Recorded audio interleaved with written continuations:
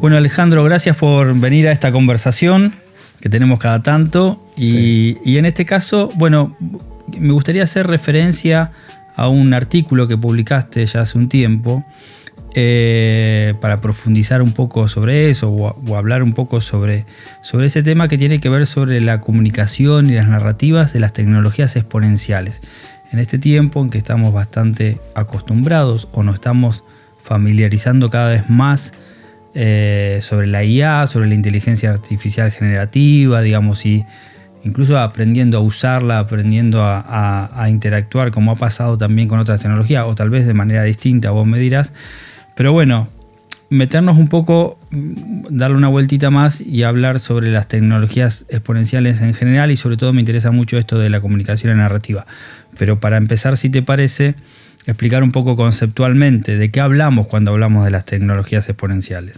Bien, ahí hay un señor que se llama Moore, que en la década del 60 estableció su famosa ley de Moore. Él hablaba de transistores. Él decía que cada 18 meses la humanidad exponencialmente elevaba al cuadrado su disponibilidad tecnológica.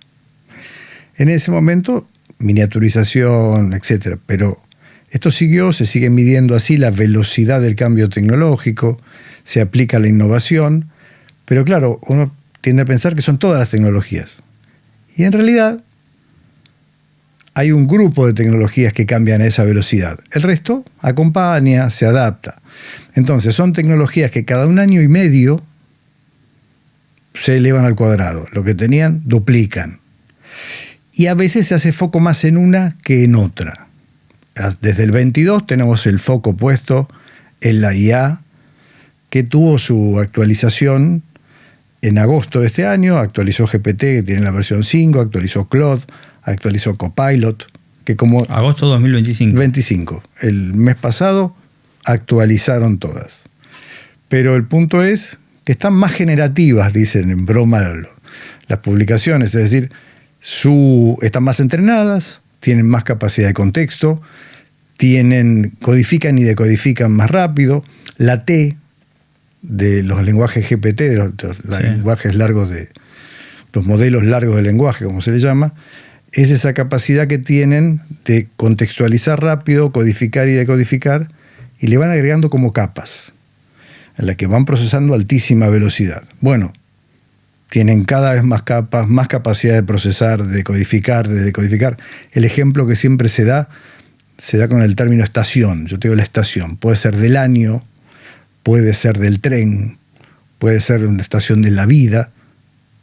El programa está diseñado para detectar rápido el contexto y construir, cada vez con mayor complejidad de lenguaje, una frase que tenga sentido en un contexto y desarrollarte un texto de la extensión que uno quiera. Bueno, la IA generativa, como novedad, es ese producto exponencial que viene de larga data, que lo venimos usando hace 20 años con Google, que cuando Gmail nos daba la respuesta nos sigue dando OK, gracias corazón, excelente, etcétera, esos cuadraditos celestes que te pone debajo. Estábamos usando IA, pero no de esta manera. Ahora, el foco va ahí, y lo que hay que preguntarse es por qué va ahí. Porque hay otras exponenciales. Te iba a decir, bueno, primero para definirlo, o sea, hablamos de tecnologías exponenciales, las diferenciamos de las tecnologías en términos generales por esta capacidad, digamos, de en tiempos más breves crecer, desarrollarse o multiplicarse, ¿no? En forma bastante veloz, por decirlo de alguna forma. ¿Estamos bien ahí, digamos? Sí, en general se elevan al cuadrado. Ya no son solamente más rápidas, no solo cambian, mutan. De como vos la usabas, hasta te cambia la forma de usarla. Yo ya aprendí a usar GPT. No. Y no, porque de golpe tiene otra cosa. Por ejemplo, Copilot tiene la modalidad, con el paquete Office viene ya. Sí. Deep Thinking. Entonces vos apretás un botón y en vez del común te da uno que piensa más. En el GPT pago tenés distintos niveles. Distintos niveles. En cada nivel. Pero aún esos mismos niveles van mutando. Van mutando. Te encontrás con. Las interfaces desde del WhatsApp a Instagram, al que vos quieras, son de los lugares en los que menos te preguntan. Vos te levantás una mañana y cambió la tipografía, la disposición, y aprendés a hacer una cosa nueva. Ahora, si apretás muy fuerte un audio de WhatsApp, te aparece transcribir. Y no en todos los Android transcribe. Claro. En algunos teléfonos transcribe. Pero bueno, y así te cambian de lugar alguna cuestión. En GPT lo mismo, ni hablar. En las exponenciales esto es mucho más brutal, si vos querés. Pero yo decía, no hay una sola. Preguntarse por qué el acento en una y no en las otras. Quizás porque la IA tiene más difusión, porque hay decisiones de marketing y de mercado y de retorno a la inversión mucho más rápidas, más fuertes. Había cierto entrenamiento, aunque estamos hablando de otra cosa, ¿no? Pero cierto entrenamiento social con las redes sociales, que también, tal vez por una cuestión algorítmica o otras cuestiones, van cambiando también las formas. Últimamente hay algunos que se están enloqueciendo bastante, como Instagram va cambiando las formas de uso o incorporando nuevas modalidades en pocos tiempos, ¿no? Entonces, bueno, quienes trabajan con eso están todo el tiempo modificándolo.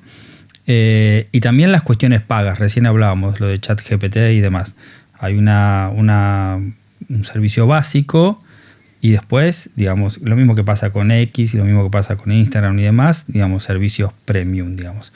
Estas mutaciones pensás también, digamos, hablando en términos económicos, de concentración económica y demás, ves que, digamos, van a ser cada vez más, van a tener más restricciones, modelos de pago y demás, o, digamos, siempre mantienen un nivel básico y después van cambiando a otro tipo de servicios.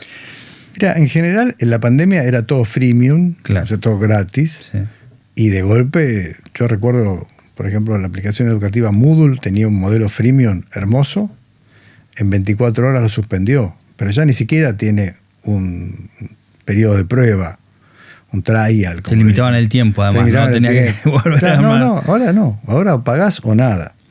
Yo calculo que freemium es el nuevo anglicismo para la precariedad. Claro. Porque es una brecha. Antes le llamaban brecha, la brecha digital sigue existiendo, pero ahora, como siempre, el marketing busca la forma de la seducción. Por eso, porque la diferencia, obviamente la diferencia en quienes tienen acceso a Internet y quienes no es muy grande y demás, pero con el uso de inteligencia artificial, en aquellos que puedan acceder a niveles más complejos, más premium de alguna forma, va a haber una diferencia con el que por ahí puede acceder a lo básico, ¿no? Sí, y la diferencia es de doble vía, porque es como había una defensa en Argentina, hubo una polémica, aunque parezca mentira, con los científicos del CONICET que estaban en el fondo del mar. Sí. Entonces, los ultras oficialistas decían, bueno, es un barco inglés o americano con capital americano, y sin el barco inglés y el capital americano. Es como asumir que la IA piensa o que el cerebro piensa. Lo que piensa es la mente, sin la formación de los científicos del CONICET, de educación argentina, pública, privada. Sin el equipo, vos podés tener el robot, las camaritas, lo que sea, pero no sabés qué estás mirando, no sabés cómo clasificarlo, no tenés los 60 papers que tenían escritos. Entonces aquí también se da por un tiempo una esperanza de doble vía. Quienes puedan pensar en el campo de los freemium, por ahí le va mejor claro. que al que pueda pagar más, pero no sepa qué hacer con estas tecnologías. Genera estas paradojas, que no solamente cuestión de plata. Sí, sí. Para tener una esperanza, ¿no? Desde el sur. Está bien. Pero sí. Cuando hablamos de la IA, pero cuando vos hablas de estas tecnologías exponenciales, en el artículo por lo menos desglosabas seis tecnologías. ¿A cuáles hacías referencia? Para mencionarlas y hacer como una breve repaso de ellas. Mira, primero la Internet de las cosas, que es que cada cosa, cada electrodoméstico tiene un chip. Vos podés programar tu lavarropas de tu casa, pueden saber a qué hora te conectaste a prender el lavarropas, al Wi-Fi, podés encender el electrodoméstico, la heladera te va a decir qué cosas faltan, y hasta ahí muy bien.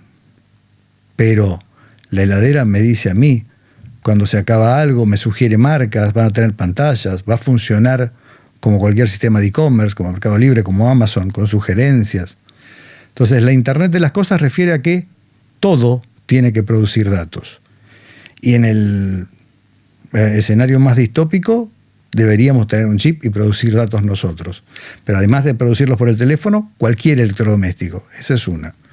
Después está la biotecnología y la genómica. Esta promete directamente editarte los genes. Una medicina distinta.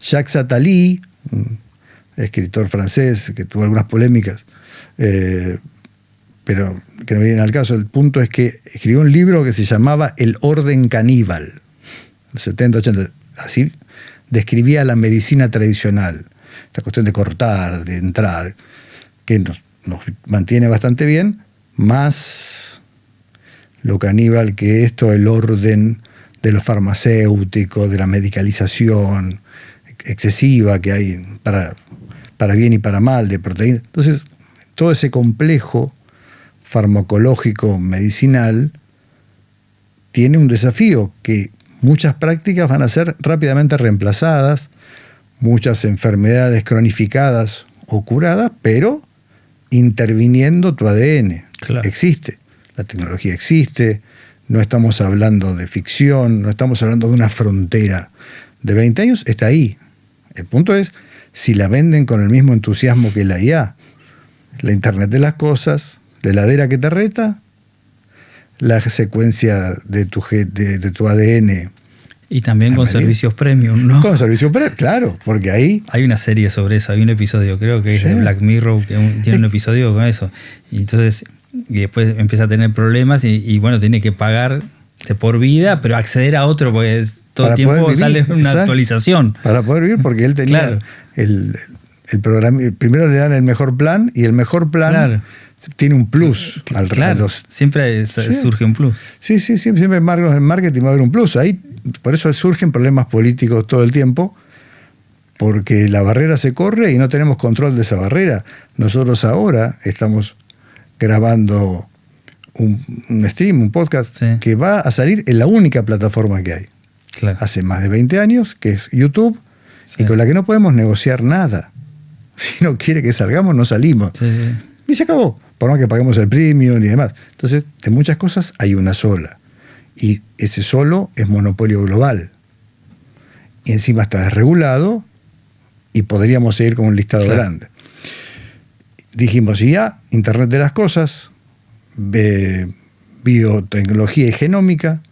Después tenés la impresión 3D, de las más inocentes de todas, hasta que te imprime un órgano, te imprime un arma de fuego. Se puede imprimir un arma letal, no solo un cuchillo, un revólver. Pero en impresión 3D tenemos todos, está en cualquier universidad tecnológica, ya no para hacer llaveritos. Se están haciendo casas, puentes, se están haciendo órganos no humanos todavía, pero se está probando y se experimenta, y la tecnología está. Entonces, impresión 3D también más compleja de lo que la pensamos. Después está la computación cuántica, que algunos te dicen falta un montón, algunos te dicen falta menos.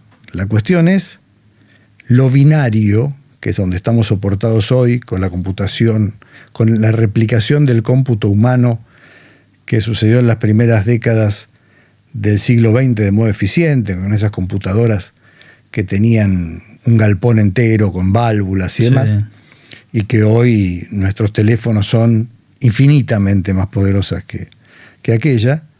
El cómputo depende de un lenguaje, el lenguaje binario. El lenguaje cuántico es otra cosa. Implica poder procesar en dos estados al mismo tiempo. Las cosas pueden ser de dos maneras, depende de quién las observe. Hablando brutamente y pronto, desde el punto de vista cuántico, una computadora que pueda, computar, reproducir el cómputo, pero a nivel cuántico, liberándose de los unos y los ceros, no tenemos dimensión de la velocidad que puede procesar. Y ¿es una cuestión de velocidad? No, y de comprensión. Porque ¿cómo puede llegar a generar formas de procesamiento incomprensibles para nuestro propio cerebro y para nuestra propia forma de razonar hasta que aprendamos ese lenguaje? Pero está ahí, en pos de que todo sea más rápido, de que va a curar enfermedades, de que va a permitir secuenciar el ADN de la genómica mucho más rápido y proponerte infinitas variaciones. Ojo con la narrativa que se puede construir ahí, porque también va a ser fantástico y vas a tener computación cuántica freemium y después, yo no quiero saber lo que va a ser la premium, pero si el estándar de un día para el otro deja de ser el silicio y el lenguaje binario a la velocidad que vamos, y nos están hablando de otro con otros materiales, mucho más eficiente y infinitamente más veloz, pero además en el extremo de lo infinitamente complejo, ahí se nos van a disparar. Pero estas son tecnologías exponenciales que están y que no paran. Su investigación aplicada, su investigación básica, pues si se escriben papers, se modifican. Hablaba de los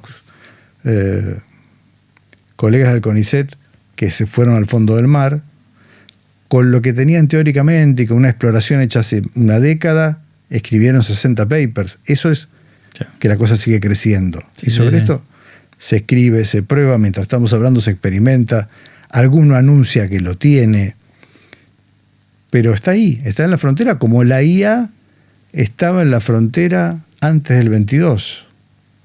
Tuvo su invierno famoso, tuvo su difusión, pero en un momento estuvo en cada hogar. La gente se la apropia y ya entramos en... Y ya está. Entonces, nos queda mencionar algunas, ¿no? Nos queda una que son las energías renovables, las famosas energías renovables. Autos eléctricos hubo a principios del 20. Se desestimaron porque eran difíciles de sostener, porque había que crear una red muy complicada, porque fue más negocio con Rockefeller a la cabeza utilizar el residuo del queroseno, la nafta, la gasolina, para impulsar los autos de combustión. Pero las energías renovables son caras, también son excluyentes. No es solamente... Yo no soy antiecológico. Tiene poco que ver con esta búsqueda también de los minerales raros, ¿no? Los minerales raros, la explotación. Hay que ver allí. El otro día veía una aberración en un programa de televisión de reformas de autos. Estaban poniéndole un motor eléctrico a un Fiat 500. Bueno, está bien. Pero la compañía que vendía los motores mostraba con orgullo que le había puesto un motor eléctrico a una Ferrari.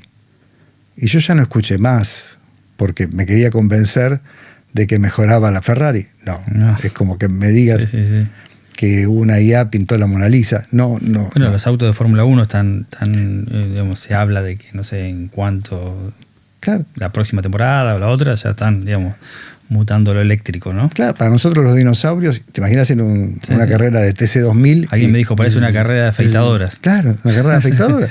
Una cosa que vos decís, escuchás mosquitos, zumbidos, pero que también contaminan sonoramente. Allí va a haber la narrativa es fuerte, es mejor, energías renovables, ¿viste? Ya tiene un nombre fantástico. Pero todo, como siempre, tiene, como decía Eco, apocalípticos integrados, pero en el medio hay que tratar de pensar. No ser ni buenos ni malos, ser justos, lo más difícil de todo. ¿Y la robótica no la incluís? O digamos, tiene que ver con esto también, porque también estamos escuchando mucho sobre... Mira, empezar a ver algunos robots caminando con nosotros o haciendo tareas, digamos que... Lo que pasa es que yo te podría decir que la robótica, por su desarrollo industrial, es ya una tecnología madura que no exponencialmente no está haciendo tanto hasta que, porque después vienen las que no duplican cada un año y medio, que están ahí al lado, están en frontera. Si vos producís el maridaje de la IA con la robótica, de la IA y la información cuántica y la Internet de las cosas con cualquiera de los robots que fabrican autos hoy. Claro. No ya uno que camine y que parezca uno salido de una película de ficción. Con los brazos robóticos que hay en las plantas automotrices. Le sumás IA, que no falta nada, le sumás Internet de las cosas y trabajan con computación cuántica, el salto está ahí. Si la robótica, en el sentido de Android, tenemos las barredoras que espían gente y toda esta historia, las rumbas famosas.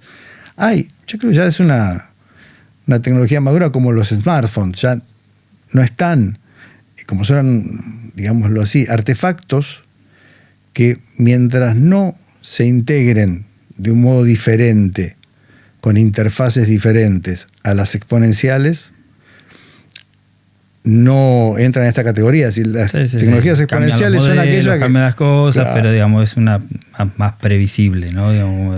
Digamos que exponencial sería una que te cambia la forma de vivir, te cambia el contexto, te cambia el ecosistema en el que vivís. Tienen la potencia de que las cosas se hacen así. ¿Te guste o no? Se hacen así. Si hoy, ya sin una IA, es difícil trabajar. Si te va a reemplazar primero quien sepa usarla que la IA por sí sola. Claro. Me interesó mucho que vos todo esto en el artículo hablas de las narrativas de estas tecnologías exponenciales, ¿no? ¿A qué haces referencia con eso? Y allí hay narrativas muy hegemónicas. Sí, estas tecnologías son buenas de por sí. Nos podíamos remontar a los 60 cuando Everett Rogers descubrió, después de Schumpeter, que la innovación estaba bien, pero que si yo la dotaba de potencia narrativa, la gente la adoptaba y la adaptaba más. Si la difusión de innovaciones está basada en que la gente las conozca y sepa que le conviene. Influir en esa percepción. En esa percepción. Claro, imagínate. Construcción de sentido, digamos. ¿Qué debate había ahí? ¿Cómo hacemos para que la gente adopte los hornos a microondas? Después de miles de años de cocinar con fuego, cocinábamos con una pantalla y viendo ondas, o sea, viendo nada y calentaba comida. Para generar confianza en ese artefacto hubo que hablar mucho, contar mucho, poner a gente a cocinar. Hubo mucha gente. El centrifugador, ¿te acuerdas? Centrifugador. Cosas que hasta que llega lo comprendemos, lo integramos. Pero ahora casi sin comprender. ¿Por qué hay que hacerlo? Esto viene. Sí. Hay muchos colegas que lo dicen. Desde Internet para acá discutimos muy poco. El paquete Office lo discutimos muy poco, lo usamos. Y así todo, las apps, la nube, son cosas que no se discuten. Hay que usarlas porque mañana te quedas sin trabajo. Se le daba mucho valor al cada artefacto que te venía con un manual de instrucciones. Hoy hasta se deja de gozo porque en realidad es el uso, digamos, es usarlo. Usarlo pero aparte, ponele, en Argentina sigue esa superstición de la heladera y las 24 horas para enchufarla cuando te mudás. Claro. Pero el manual de instrucciones de muchas dice que a la hora la puedes enchufar porque no tienen aceite. No claro. Espera que se estabilice. Pero te marca las velocidades del aprendizaje social, de estas narrativas omnipresentes. Ahora, ¿cómo se estructuran esas narrativas? Digamos, ¿cómo?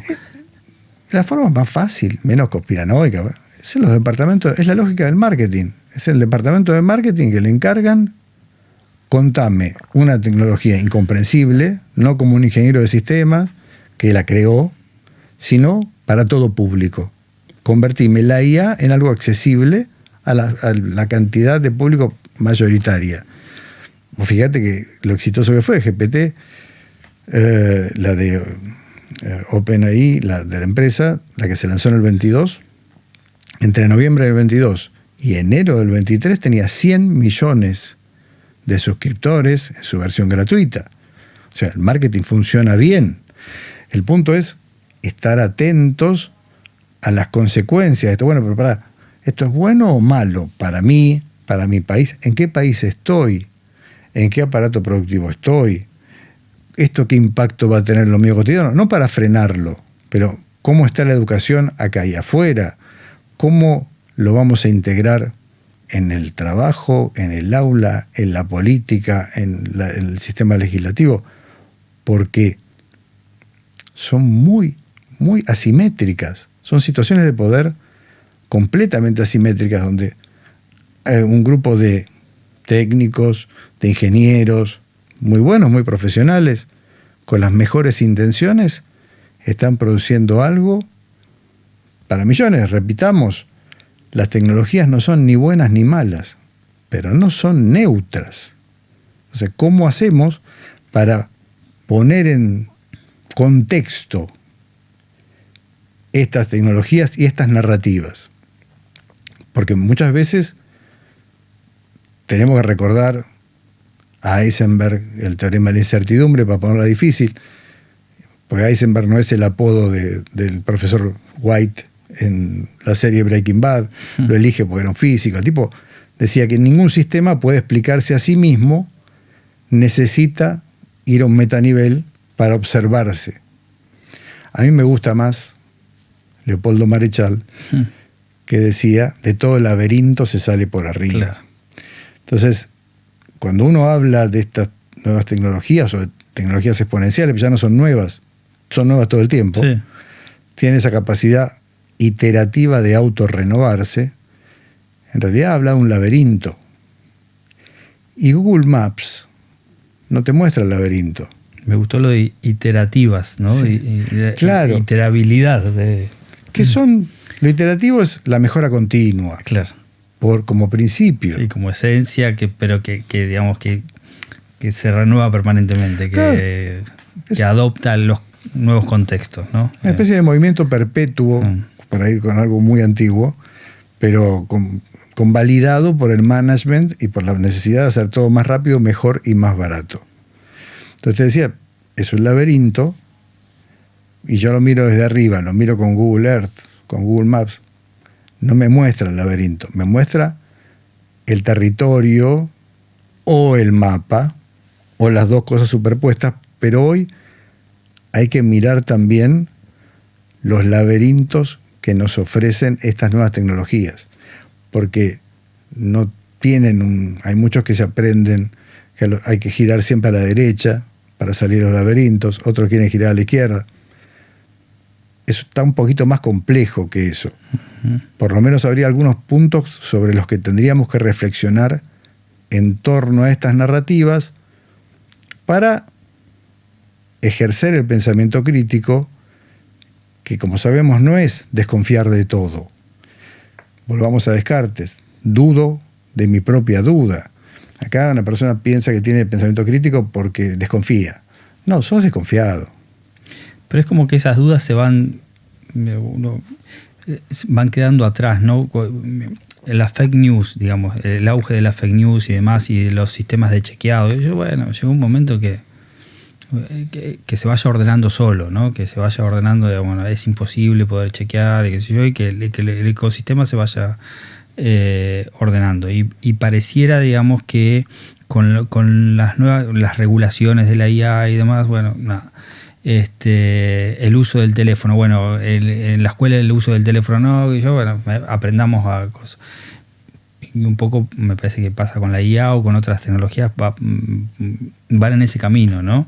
Primero es como que, veamos cómo hacemos, cómo lo usamos, y después, digamos, como que va decantando. Mira, ahí hay una cuestión que tenía que ver con lo que nos creemos. Si sos inteligente, tenés pensamiento crítico, no te va a enganchar ninguna fake news. Yo te invitaría a reflexionar un poco más. Y después, que cada vez se hace más necesario un saber específico para poder ser crítico de algo. Se ha vuelto todo tan concentrado y tan complejo que yo, para legislar algo y regularlo, lo tengo que conocer mucho más. Porque si no, se hace muy difícil. Hace poco... Y además, si la legislación no te va quedando atrás, digamos, ¿no? O sea, es regulación. La tenés que conocer, en profundidad, tenés que legislar, generar los consensos, legislar, y lo exponencial. Por eso, mirar Marechal, ¿viste? Mirar de arriba el laberinto. Vos, para pensar esto, necesitas metaconceptos.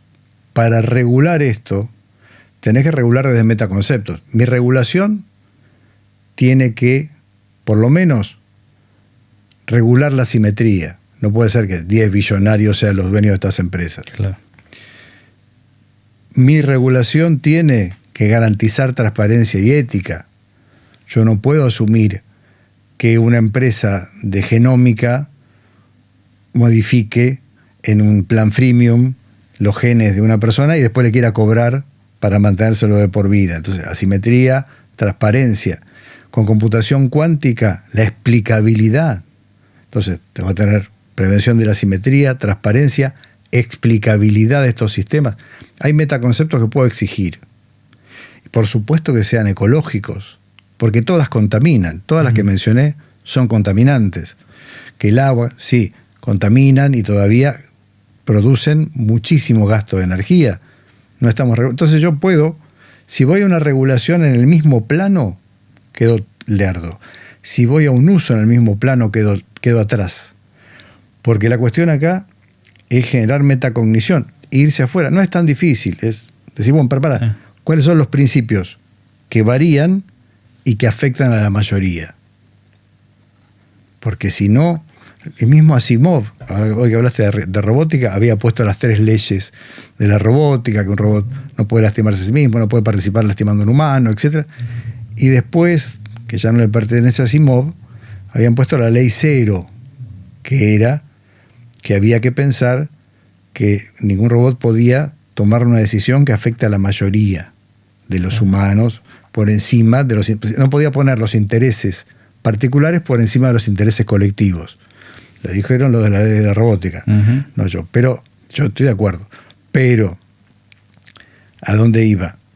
A que ahí vuelve a mi memoria un querido maestro, referente de la prospectiva, Horacio Godoy, que hace poco me convidaron a escribir un artículo breve sobre él, y él tenía una frase que era que teníamos el síndrome del usted, uso subdesarrollado de tecnologías desarrolladas.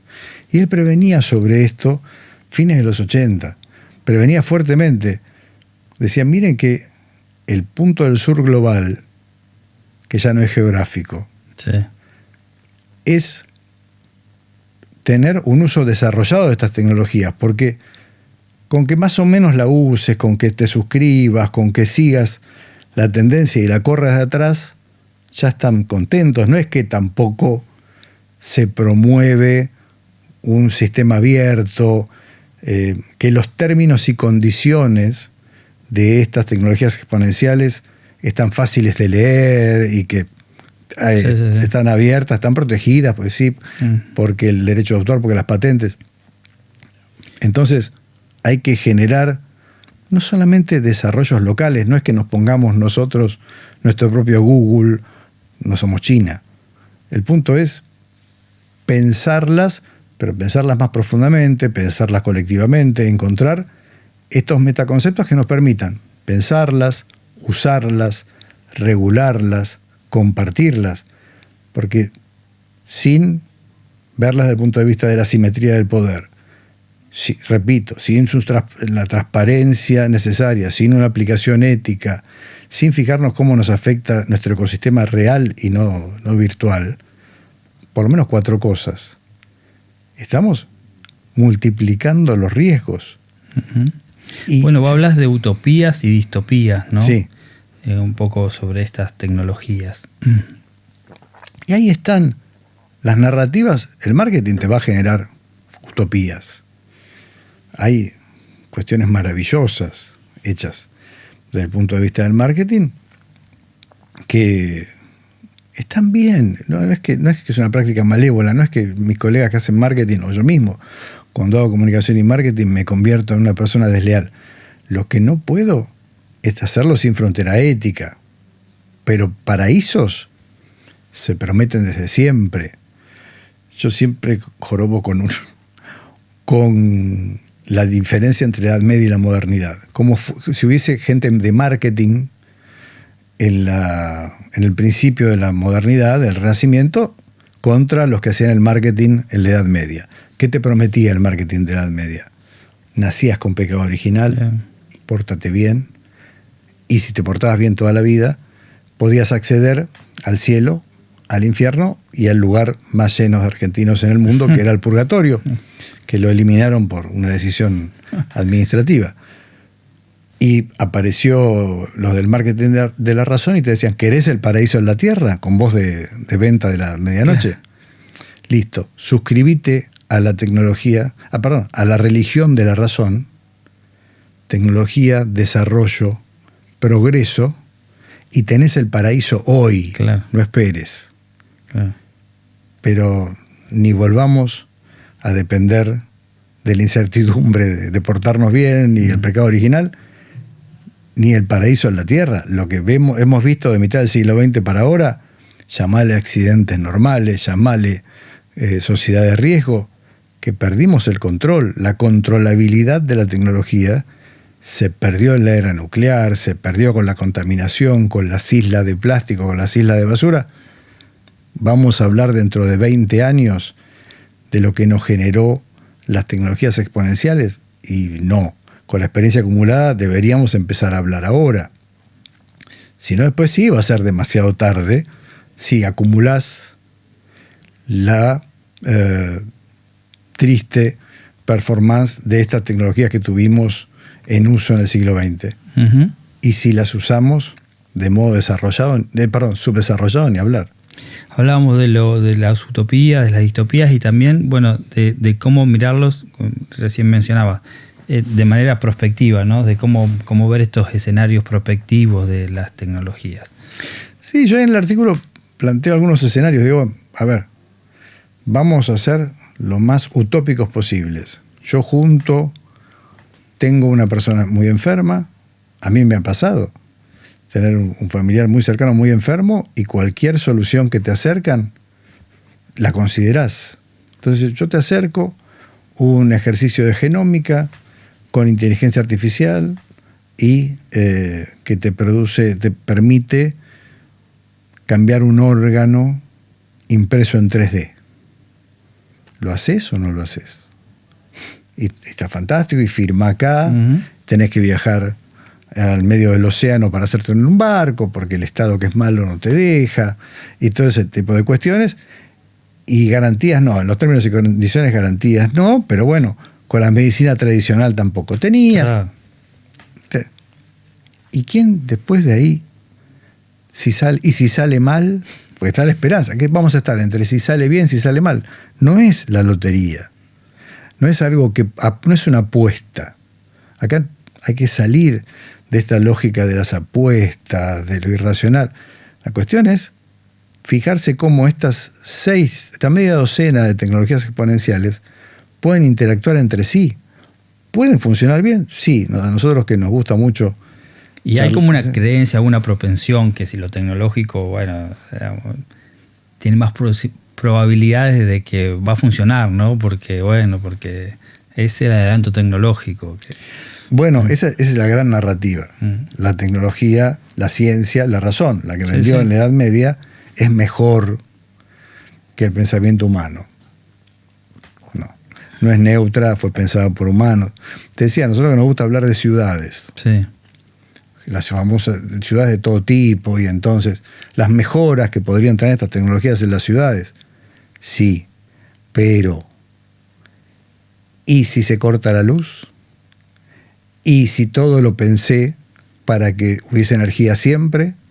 Hace poco se cortó la luz en el sur de España, Francia, Portugal, y ahí es donde viene el consuelo de tontos.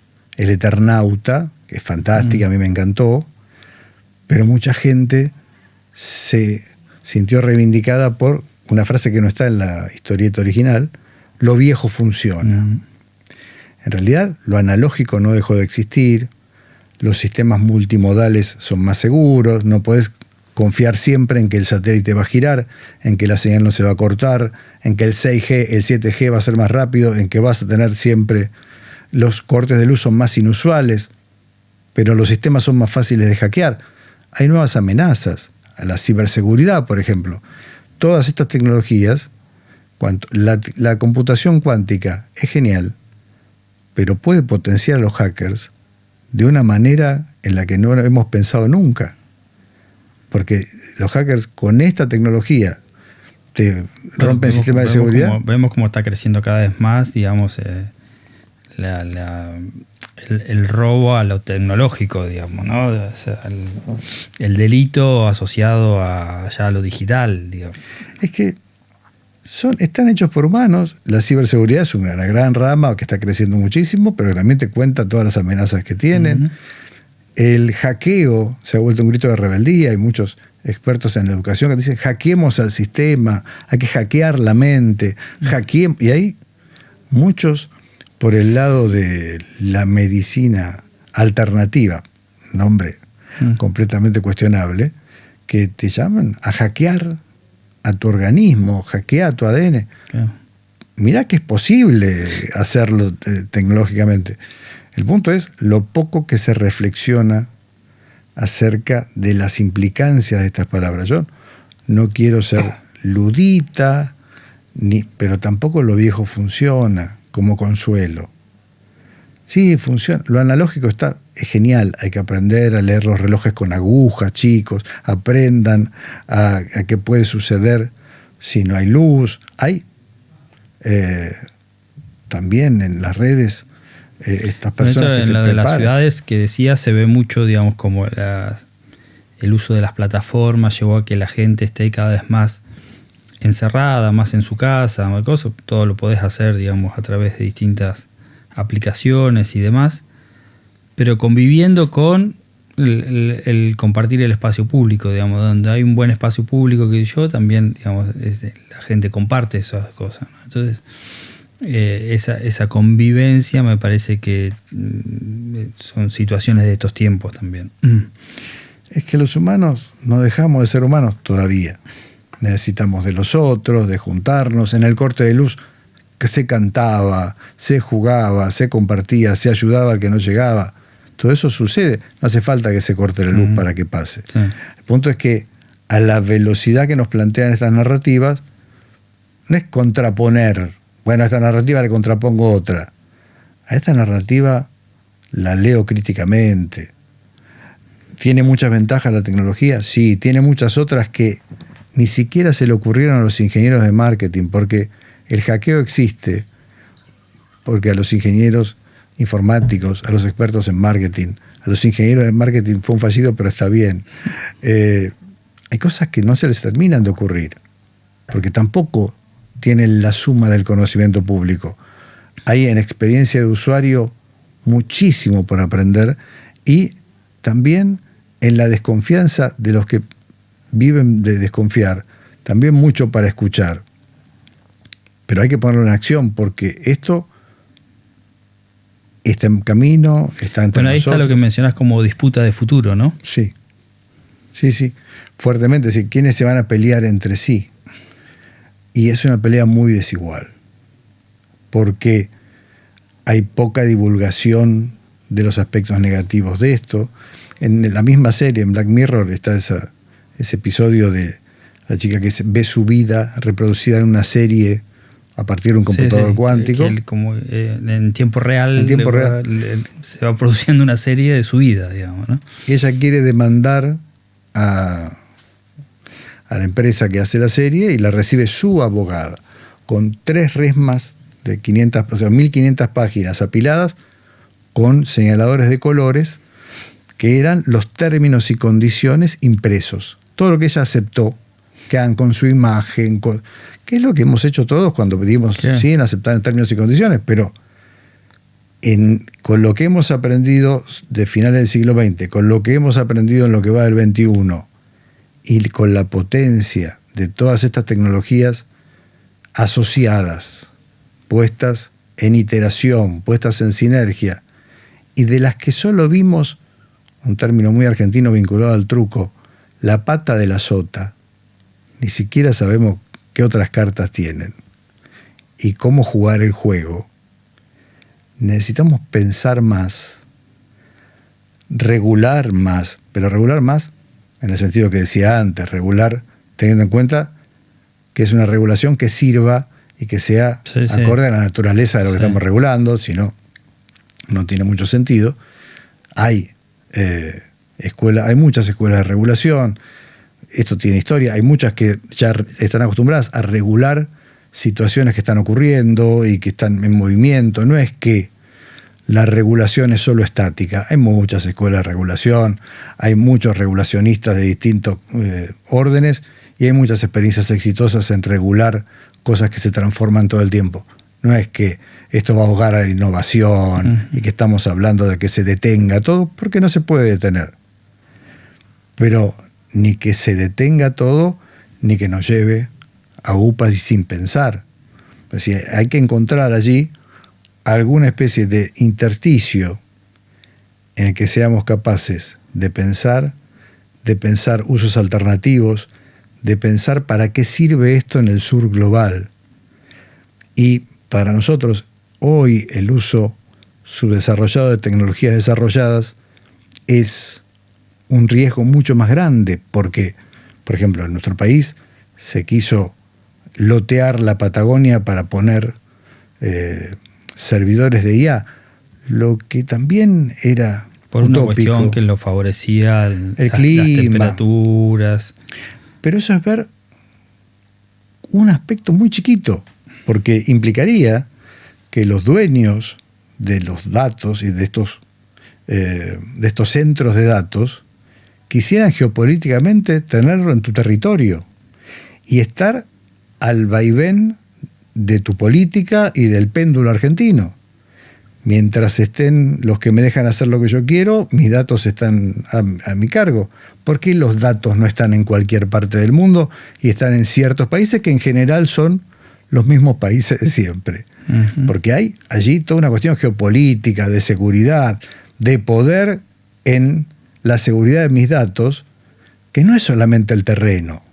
Entonces, si nosotros pensamos que el terreno y las condiciones climáticas y la energía, estamos muy a fines del siglo XIX. Estamos en la primera revolución industrial, cuando estamos tratando de subirnos a la quinta, porque probablemente la tercera y la cuarta, como dijo aquí un colega invitado, se nos hayan ido de largo. Te voy a hacer una última pregunta, o invitarte a una reflexión. Te voy a sacar un poco del artículo, pero es algo que también tenés estudiado. Es difícil y es complejo, pero bueno, hagamos el intento. Una columna vertebral de Clásica y Viral tiene que ver con la democracia y la abordamos de distintos lugares.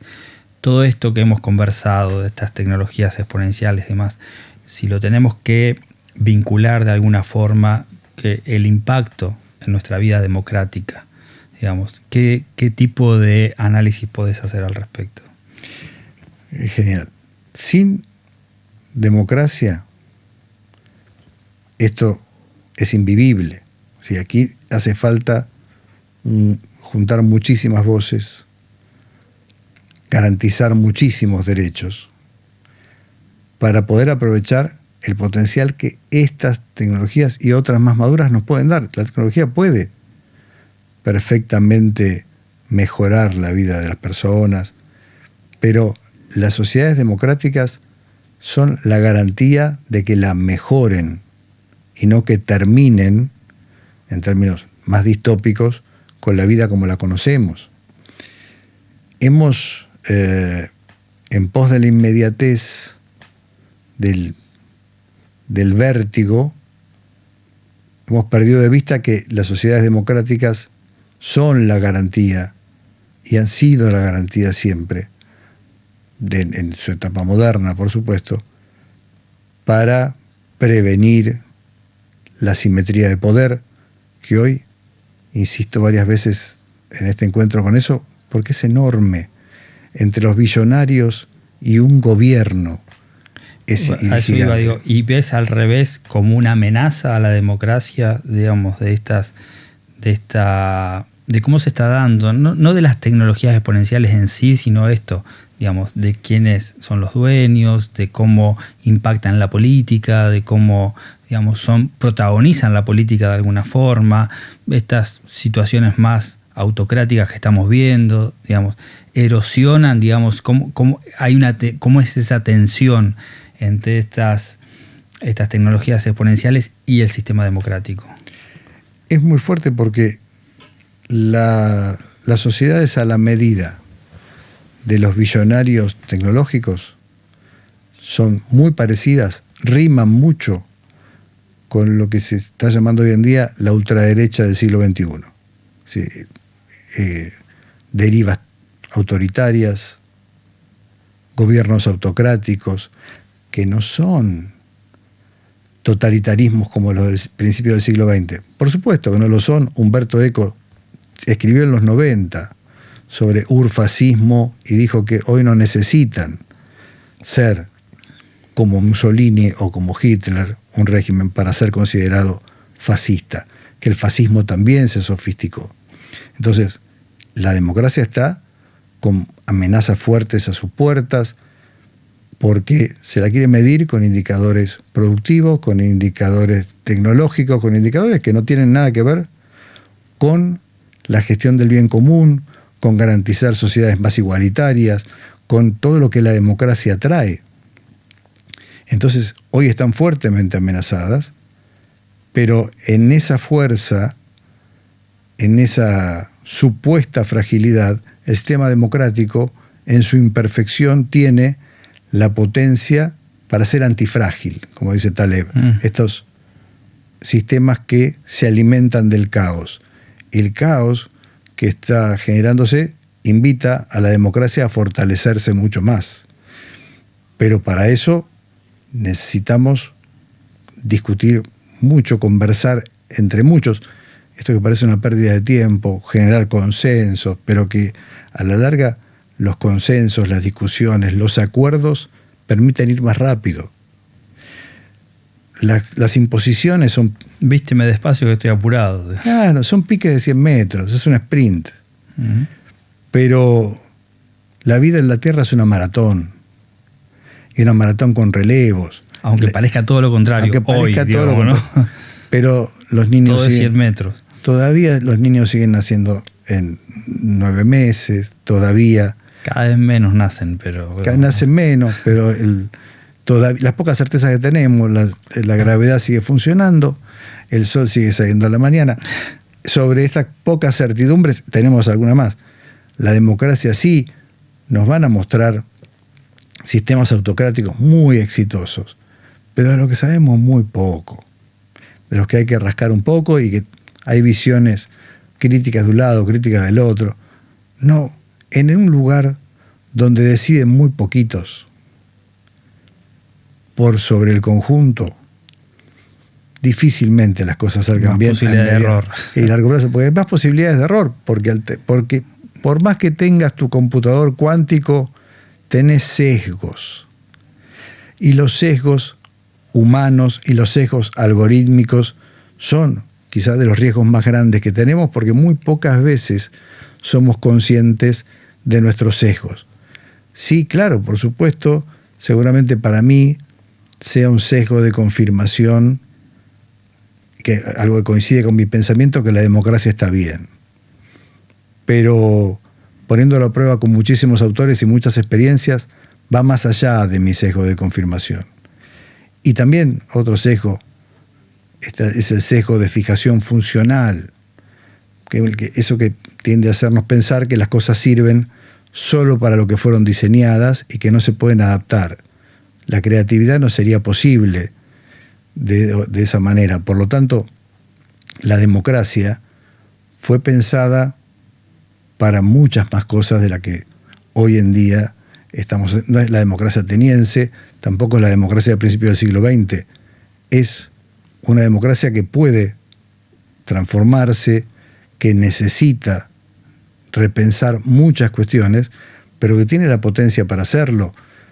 La cuestión está en la creatividad necesaria para recombinar lo que tenemos en los contextos nuevos, cambiantes que existen. Yo no puedo asumir que la democracia que voy a ejercer hoy es la misma que la de principios del XX, la de fines del XX o la de principios del siglo XXI. por la velocidad de las transformaciones. Pero eso no implica que nos sirva más, porque tenemos mucha más casuística de autocracias y tiranías, sus efectos y el daño que le han hecho a la humanidad, que la casuística de los 300 años de democracia moderna, que devenga más beneficios, si lo quieren ver en modo contable y con un Excel, devenga mucho más beneficios que pérdidas en comparación con las milenarias tiranías a las que nos podríamos remontar.